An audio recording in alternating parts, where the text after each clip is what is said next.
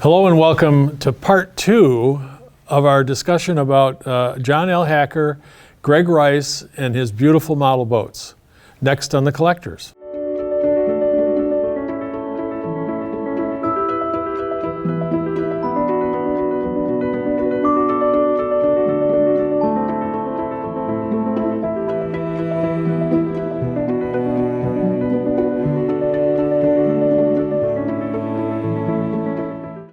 Greg, we're looking at another boat in your collection. What can you tell us about this one? Well, this is the 1/8 inch scale model of Lockpat II, which was a 40-foot runabout. It was designed by John Hacker in 1931 for a fellow by the name of Dick Lock. Now, Dick Lock was a Michigan resident. He was an industrialist. He had a company called Lock Pattern Works, as well as several other businesses. But in addition to that, he was an avid boat racing fan. He was both an owner and a driver in a number of high-speed powerboat races. Now, Dick and his wife lived on Harson's Island, which is in the north end of Lake St. Clair. Yeah. And he wanted to get a fast commuter that would take him across Lake St. Clair to downtown Detroit in style and at high speed. What a wonderful way to live. If you could afford it, it was a great way to go. Of course. So in January of 1931, he met, Dick Lock and John Hacker met, and they agreed on the terms of a contract. And a very unusual condition existed in the contract in that the boat was to be constructed around a very specific engine. This engine was a Packard-produced 1A 2025 airplane engine. And it was an experimental engine, and it was designed by Jesse Vincent, Vice President of Engineering, same guy who would co-design the Liberty. Yeah, right. And it was to be a next generation, if you will. And at the time it was produced, it was the most powerful airplane engine that was built in the United States. The engine was used initially for air racing. In the early 20s, there were a series of air races called the Pulitzer Air Races, sponsored by the Joseph Pulitzer Publishing Company. Okay. And it was really trying to generate public enthusiasm around the idea of developing the United States' manufacturing capability as it relates to airplane propulsion systems. Okay. We were really behind the rest of the world. So these races were sponsored and were open to the military as well as private individuals. The very first Pulitzer Air Race took place in 1921 on Long Island. And the plane that won was powered by Packard 1A 2025 engine. There were only 11 of these engines ever produced. And for the next few years, they appeared in a number of the racers from that series. It became the motor of choice for racing. For several years, it was the most competitive motor available, engine available. So fast forward, now it's 1931, and we don't know exactly whether it was Dick Lock or John Hacker, but one of those individuals had come into the possession of a 1A 2025 engine, and they agreed that should be the power plant for this boat. So they inked the contract. It was for delivery in 5 months. They built this boat in 5 months. Oh my God. Immediately, Dick Lock's people got to work on this engine. And there was a lot to do. First, they had to marinize the engine, convert it for marine use. They had to create a transmission for it. They also went through the engine and completely modified it in terms of boring out the cylinders, casting new pistons, new manifolds, and then to top it off, they replaced the single updraft carburetor, which was originally part of the airplane configuration, with 6 Holley downdraft carburetors and really turned it into a hot rod engine. Super hot rod, yeah. While that was going on, John Hacker's people at Hackercraft were working feverishly on the boat. And you know, these boats, all of the boats that were produced by Hackercraft were very much luxury items. And now we're in the middle of the Depression. So they really didn't have anything on their plate. So for 2 shifts for those 4 months, almost the entire organization was working on building. Which is lucky for them in the Yeah, Depression. Yeah, that's actually they claim that this commission actually saved the company from bankruptcy during that period. I'm not surprised. Yeah. Well, the boat was delivered on time, and it was tremendously successful. John Hacker and the Hacker Craft organization were thrilled. In fact, this boat was used in their advertising. We have an old advertising photo showing Lockpat, and they pitch it. They say it's been pronounced by many experts as the finest example of the boat builder's art ever created. And you know, when you look at the boat, it's hard to argue with that. I'm not going to argue with that. It's gorgeous. Wow. Dick Locke was also thrilled. The boat, as I said, it did deliver the 65 miles an hour he was looking for. He kept it in his boathouse on Harson's Island, lovingly cared for it, used it for 25 years. 25, wow. Then in the early 50s, he donated the boat to a charity, which they subsequently sold the boat several times.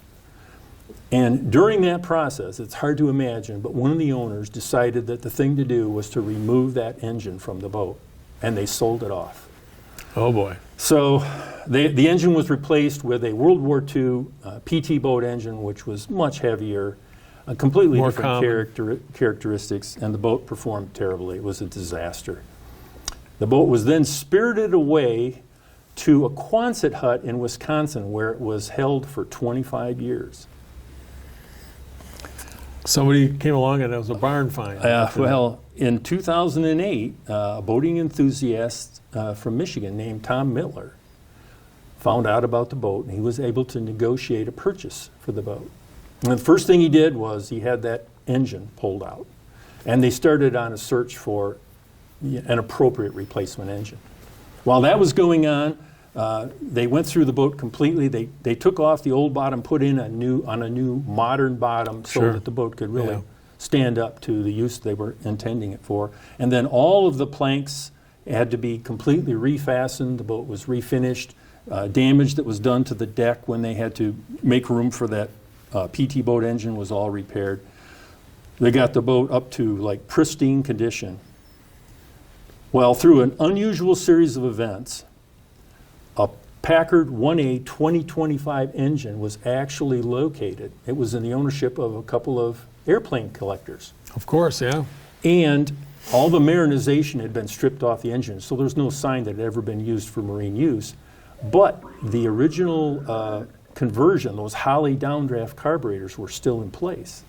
So they definitely believed that this could be the engine. Sure. Well, the owners of the airplane engine didn't want to sell, but they did agree if it could be proven that this was the engine that was originally in Lockpat, they would sell.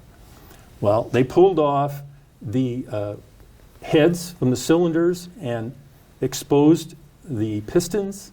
And Dick Locke's people, when they had originally cast those pistons back in 1930, cast the Lock Pattern Works logo in the pistons. So Bingo. They'd obviously found not only an appropriate engine, they'd found the actual engine. The actual engine. Wow, that's cool. Of course, a lot of work had to be done. The engine had to be completely gone through. They had to recreate all of the marinization and the transmission and completely go through the engine to bring it up to snuff. But they did so, and they installed it in the boat. And in 2008, Tom Mittler took the boat to a big show in Buffalo for her coming out party. And it was the centerpiece of the attraction, and it's extremely successful. There's the YouTube videos you can see of the boat running on the river at that point. And everyone was thrilled that Lockpat II was back. And how is it that you started your process to build this model? Well, I had just finished up my model of Thunderbird, and I was looking for, an appropriate replacement, something with some history, something with some real wow factor.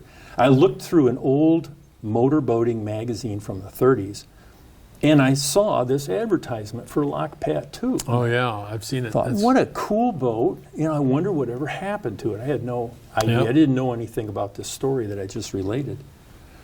So as I was considering that, about a month later, I looked through my latest issue of my Wooden Boat magazine, and lo and behold, at the back of the magazine, here was an ad showing Lockpat II for sale. Wow. The restored version for sale. Yeah, the current version. So immediately I contacted the broker to try to find out the rest of the story. Well, it turns out Tom Mittler had passed away, and his family was liquidating his extensive collection of boats a few at a time. So they were offering Lockpat II for sale. The bad news is that they were skittish about letting anybody measure or take photos or even look at the boat. So they would not allow me any access to the actual boat. And since there were no plans available for the hull, I was up against a bit of a dead end. But in speaking with a modeling friend of mine, he informed me that about 8 years later, John Hacker designed a boat that was in some ways similar to Lockpat II. It had a torpedo bow and stern. It was the same beam. It was a 7-foot beam, but it was 7 feet shorter.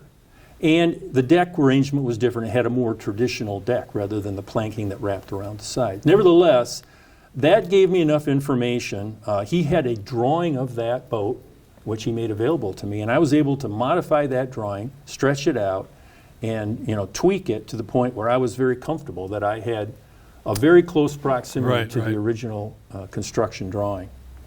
So with that drawing and then nothing but photographs, for the next 2.5 years, I worked on the model and ultimately was able to bring it to completion. It's gorgeous, no doubt about it.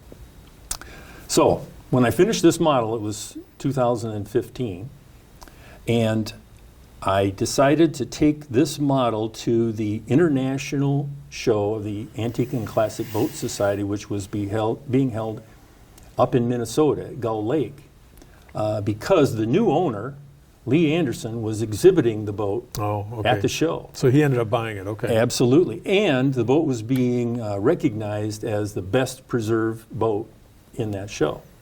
So, as I mentioned earlier, my wife and I traveled to that show. That's where we hooked up with the Evangeline boat. Oh, okay. So we were exhibiting Lockpat at that show. And we set up our exhibit right out in front of the waterfront. In fact, we have a photo that shows Lockpat tied up at her dock just about 20 yards straight out from us. So people could, they could look at the original boat, they could come over and look at the model, make comparisons. It was really a really great experience for us. And then for me personally, after having spent 3 years looking only at photos and focusing on all of the individual details of this model, to actually be able to see the original, that was a tremendous thrill for me. And that's really the culmination of that effort, that 3-year period. Well, let's take a look at a video, and the audience can tell me, is this a model or is this the real boat?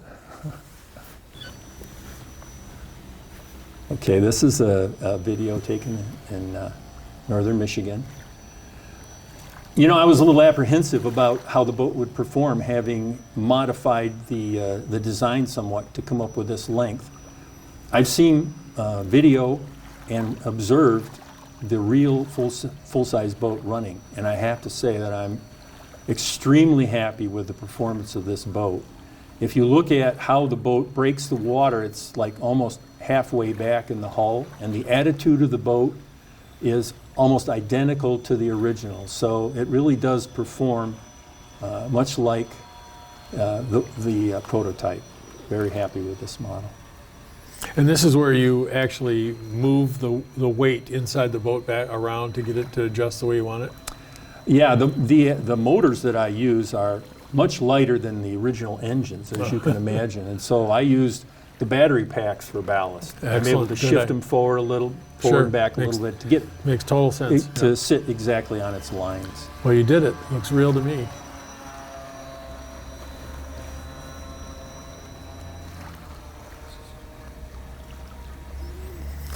Well, now we're going to go to the next boat, and it's actually bigger than this boat. What's the original size of this next boat?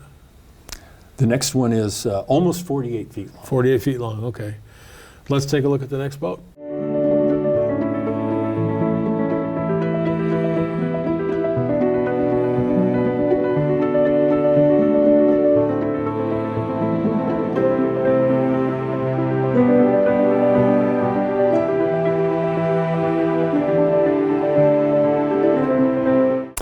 Pardon me, is this our next boat?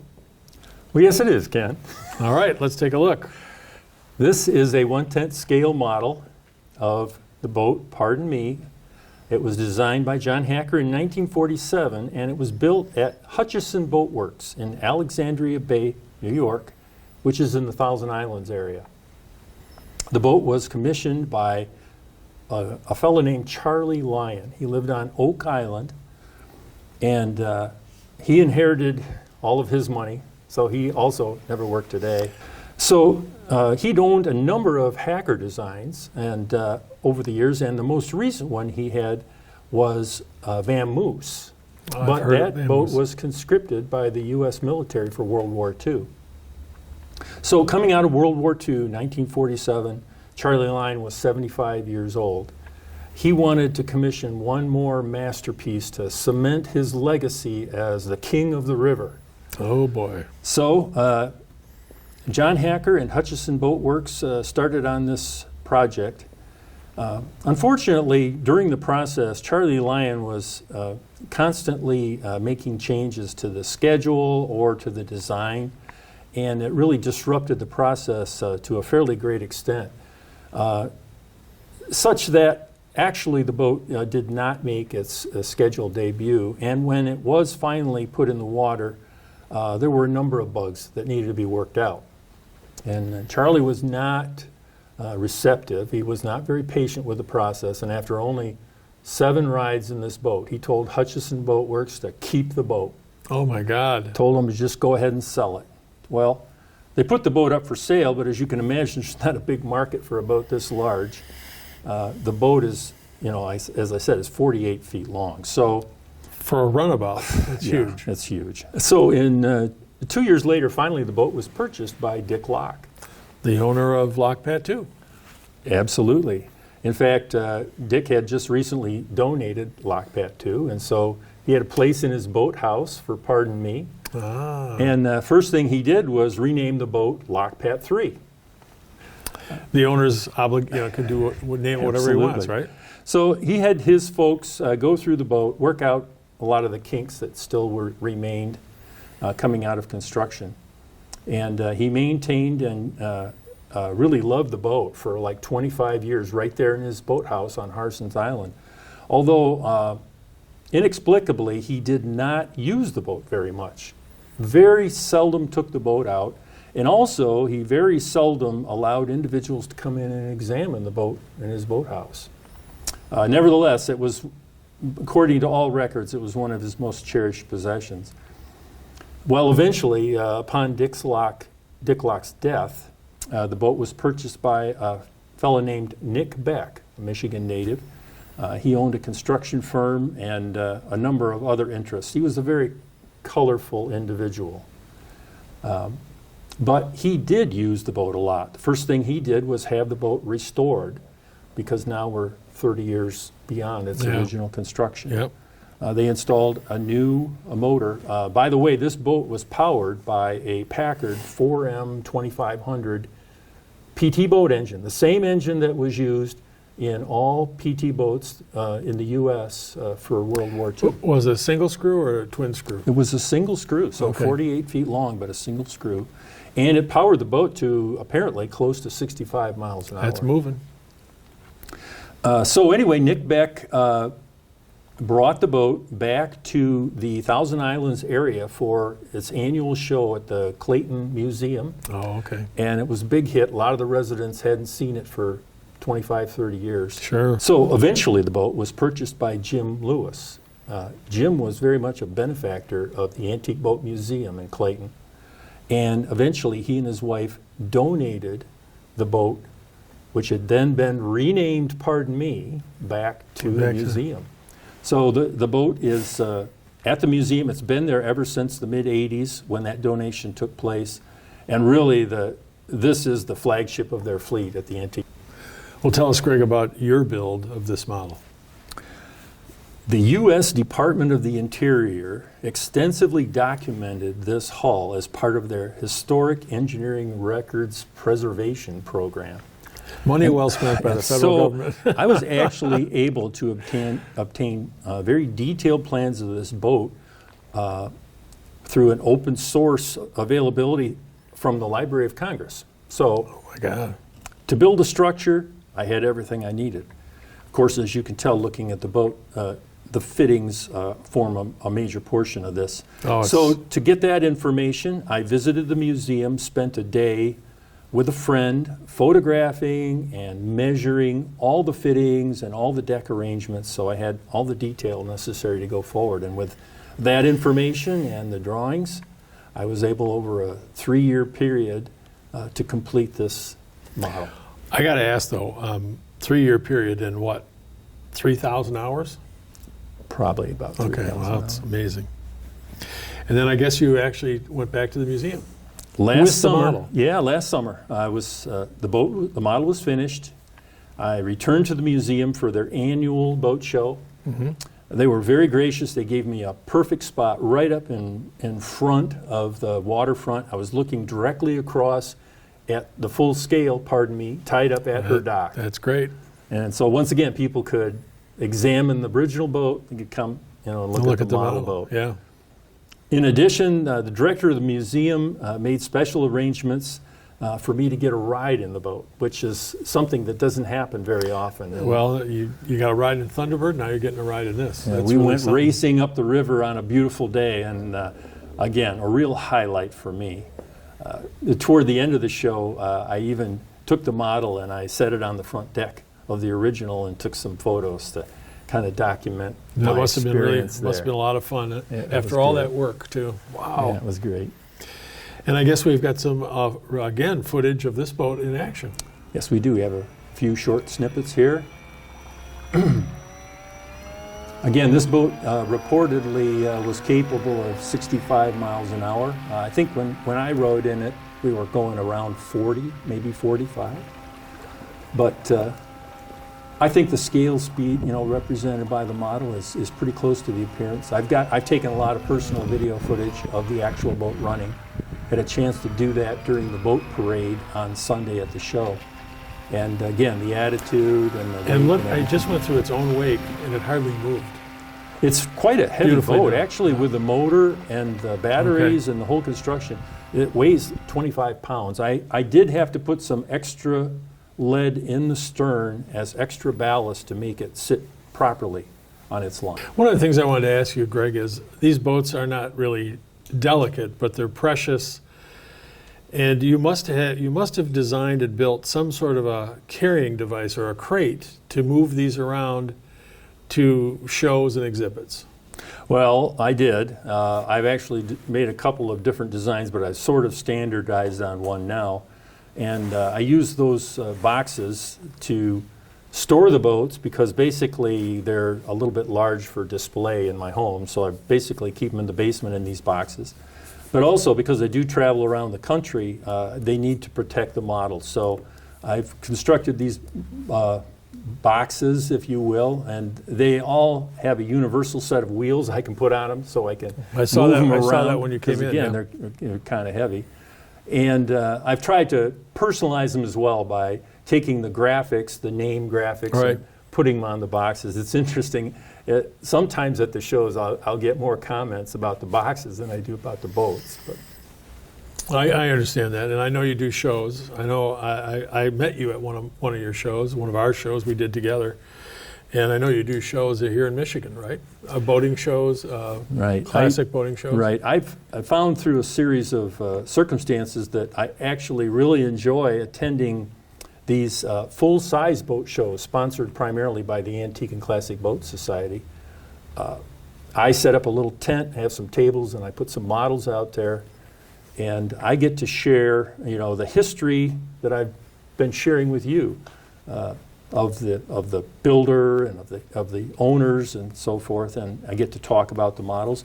People seem to really enjoy that. Some of the people that I run into, particularly along the east coast of Michigan, actually have personal experience with some of these boats. They've seen it on the river. Yeah, they'll come up. Pardon me, particularly, I'll have people come up and tell me about their personal experiences. They're remembering, pardon me, leading the 4th of July parade or one day when they were out on the water. So that's kind of fun. But most of the people who are actually in the show that are boating people, you know, they probably are aware of most of these boats because, again, they're high-profile boats. And they're all still in existence and regularly in shows. Right, but they're not moving around the country. You wouldn't see a boat like, you know, Pardon Me, unless you went to the museum. Or Thunderbird, you wouldn't see it unless you went to Lake Tahoe. So having the model there gives people a chance to look at something that's not just a normal run-of-the-mill boat. But also, you know, the people that aren't boating people that attend those boating shows, you know, they're interested in the design elements and the beauty of the woodwork and so forth. And so they seem to enjoy looking at the models and learning about them as well. I'm sure they do. Dare we touch on the story of the man and his young son fishing on Lake St. Clair, was it? Well, I mean, just on the touch, St. we can Clair just River, touch, St. Clair a River. gentleman that Let's just last touch summer, on it. a gentleman came up to me and said that, gosh, I remember Pardon Me as a young man. He said, I was in the boat, my father and I were fishing on the St. Clair River, and we were heading home, coming down the river, and coming at us here was this monster boat, Pardon Me. Beautiful. And as the boat approached, my father said, look away, son. It turns out that all the people in the boat were nude. So they were having a good time. I think this was during Nick Beck's ownership. Yeah, he was a little bit of a character. So, but yes, there are a lot of interesting stories, and it's always fun to see the look in their eye when they remember some history that's really prompted by looking at the model. All right, well, that's a fun story, and we're gonna again, it's a 3-part series. So our next series, we're going to show how Greg actually gets in and builds a boat, the process, and we're going to show you some of the things he does. So that's next on The Collectors with Greg Rice.